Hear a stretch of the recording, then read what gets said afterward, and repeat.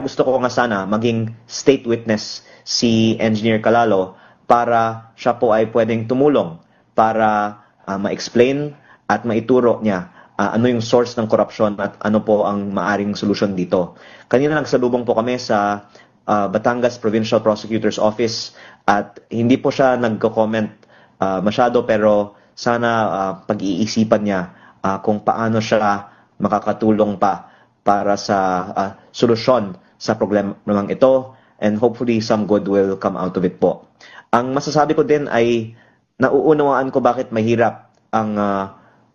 pagbabago sa sistema ng DPWH, kasi kung ikaw ay isang empleyado ng DPWH tapos ang mga iba ay nakikinabang dito, ang mga ibang congressman at mga contractor ay makapangyarihan, nakakatakot po na